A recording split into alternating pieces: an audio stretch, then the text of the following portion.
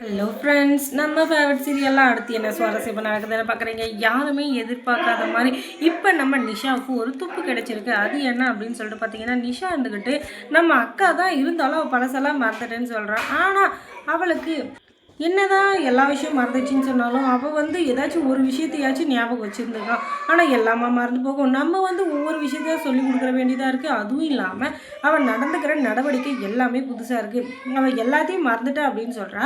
ஆனால் யாரோ ஒருத்தர்கிட்ட அடிக்கடி போய் ஃபோனில் பேசுகிறான். அது மட்டும் அவளுக்கு எப்படி ஞாபகம் இருக்கும்? அவங்க அவளுடைய ஃப்ரெண்டா, இல்லை அவங்களுடைய க்ளோஸ் ரிலேட்டிவா, இல்லை என்ன அப்படின்னு அவளுக்கு தெரியல. ஆனால் ஏன் அவள் அவங்கக்கிட்ட அடிக்கடி ஃபோனில் பேசிகிட்டு இருக்கா அப்படின்னு சொல்லிட்டு நம்ம நிஷாவுக்கு பெரிய டவுட்டு. என்ன இது, இவன் நம்ம அளவு யாருன்னு தெரியல அப்படின்னு சொன்னால், ஆனால் இவளுக்கு அப்போ ஞாபகம் இருந்துச்சோ இல்லையோ தெரியல. ஆனால் இப்போ நம்ம அப்பா நான் அந்த ராஜேஸ்வரி வீட்டில் இருக்கிறவங்க அதை தவிர வேறு யாருமே அவளுக்கு தெரியறதுக்கு வாய்ப்பு இல்லை. ஆனால் இவள் யாரோ ஒருத்தர்கிட்ட ஃபோனில் அடிக்கடி பேசிகிட்டு இருக்கா. அதுவும் ரொம்பவே தெரிஞ்ச மாதிரி.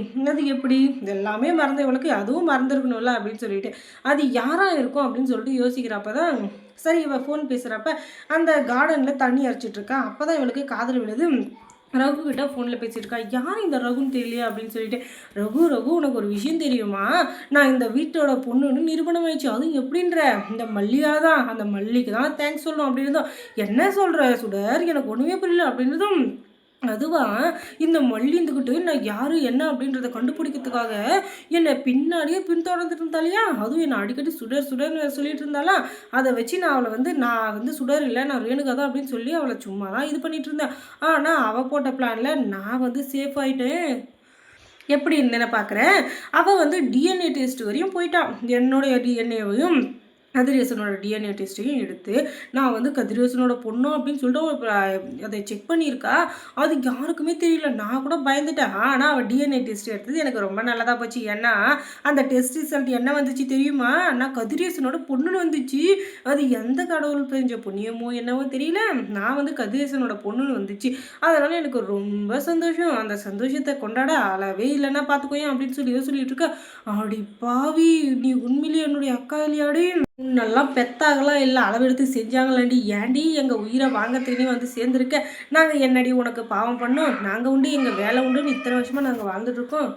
எங்கள் நிம்மதியை கெடுக்கிற விதமாக எங்கள் அக்காவை நினச்சிக்கிட்டு நாங்கள் ஏதோ ஒரு இது பொழைச்சிட்டு இருந்தோம். ஆனால் நீ எங்கள் சொத்து பத்தை எல்லாத்தையும் ஆட்டையப்படுத்தி எங்கிறதோ பிளானை போட்டு இப்போ ரேணுகான்ற பேரில் எங்கள் வீட்டில் இருந்துக்கிட்டு எங்களை ஏமாற்றிட்டு இருக்கேன். இரு உனக்கு வைக்கிறான் பாரு ஆப்பு அப்படின்னு சொல்லிட்டு ரேணுகாவை பற்றின உண்மை, அதாவது சுடர் அப்படின்றவர் ரேணுகா இல்லை அப்படின்ற உண்மையை கதிரேசன்கிட்ட சொல்லணும் அப்படின்னு சொல்லிட்டு குடுகுடுன்னு வரான். அந்த நேரம் பார்த்து அங்கே இருக்கிற தண்ணி பைப் இருக்கு இல்லையா, அந்த பைப் கீழே விழுற மாதிரி சத்தம் வர பின்னாடி திரும்பி பார்த்தா நிஷா, அடி பாவி எல்லாத்தையும் ஒட்டு கேட்டியாடி, ஏன்டி உனக்கு இந்த புத்தி அப்படின்னு சொல்லிட்டு பின்னாடியே ரூம்லேருந்து குடுகுடுன்னு ஓடுறாங்க.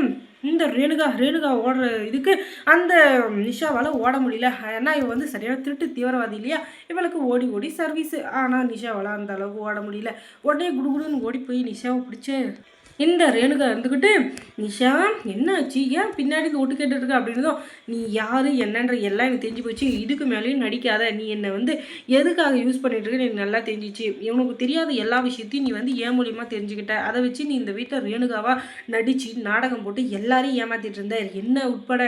ஆனால் நீ யார் என்னன்ற எல்லாமே எனக்கு தெரிஞ்சிச்சு. இதுக்கு மேலே என்னை ஏமாற்றணும்னு நினைக்காத. என்னை ஏமாற்றணும்னு நினச்சா அது கனவுல கூட நடக்காது. இதுக்கு மேலே என்னை ஏமாற்றவும் முடியாது. ஒழுங்கு மரியாதை நீ யார் என்னன்ற உண்மையை சொல்லிட்டு இந்த இடத்த விட்டு ஓடி போயிரு. அதை விட்டுட்டு எங்கள் வீட்டில் கும்மி அடிக்கணும், குத்தாட்ட போடணும்னு நினச்சேன். அதுக்கப்புறம் நான் கழுத்தை பிடிச்சி வெளியே தள்ளுறதுக்கு ஒரு நிமிஷம் ஆகாது. ஒழுங்கு மரியாதை வீட்டை விட்டு வெளியே போக அப்படின்னு சொன்னதும், என்ன வீட்டை விட்டு வெளியே போக சொல்ல, நீ யார்? இந்த வீடு சொத்து பற்றி எல்லாமே என் பேரில் இருக்குது. அப்பா என் பேரில் எழுதி வச்சிருக்காரு. அந்த கதிரேசன் உனக்கு வேணால் அப்பாவாக இருக்கலாம், எனக்கு சொந்தம் இல்லாமல் இருக்கலாம். ஆனால் சொத்து பற்றி எல்லாமே இப்போ என் பேரில் இருக்குது. டிஎன்ஏ டெஸ்ட் உட்பட எல்லாமே எனக்கு சாதகமாக இருக்குது. என்ன நீ இது என் கூட நீ கரெக்டாக பார்ட்னராக இருந்தீன்னா உனக்கும் அந்த சொத்துல பாதி நான் கொடுக்கறதுக்கு சான்ஸ் இருக்குது.